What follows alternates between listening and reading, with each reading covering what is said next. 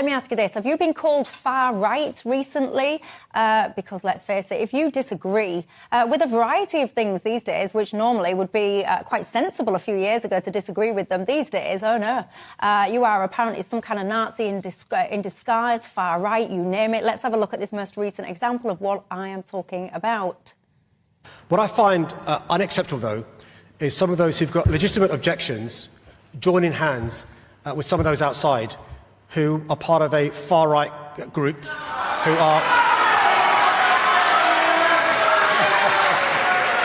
Some of those outside... Some of those, let's be frank, let's call a spade a spade. Some of those outside are part of the far right. Some are COVID deniers. Some are vaccine deniers, and some are Tories.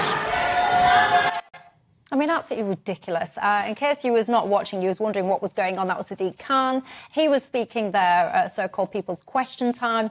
The issue in hand was around ULEZ, you know, the kind of emissions thing, clean air and all the rest of it.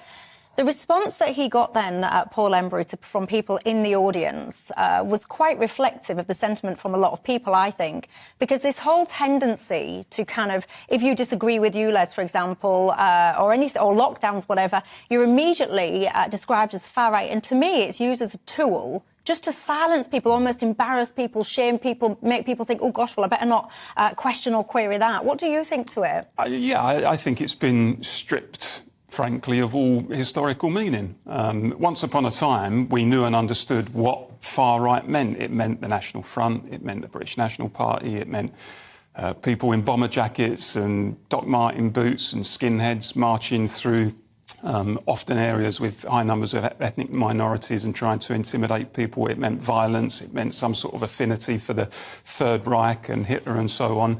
And that was people's general understanding of what far right meant.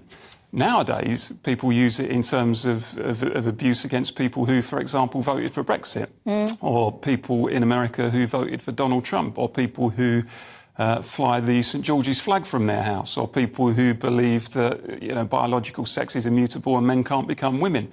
And these people are being labelled by a tiny minority of people who are trying to capture our language. They're being labelled as far right and they're being labelled as fascists and so on. And I think what it's about is about demonising anybody who doesn't hold, if you like, liberal views, the kind of radical progressive views that seems to infect much of our elites, our political and cultural elites. Anybody who doesn't hold those views is demonised as being on the far right. Any kind of small c conservative view is deemed as being extreme. That's what we do. We present it as far right. We say it's not mainstream, it's not orthodox. And I think we have to push back against it, actually, because this kind of language is being promoted by what is ultimately a tiny, albeit vocal, but a tiny minority. We shouldn't allow them to capture the language. We shouldn't allow this sort of word inflation. We shouldn't allow them to reinvent the term far right and to wrench it from its historical meaning. And we need to challenge them.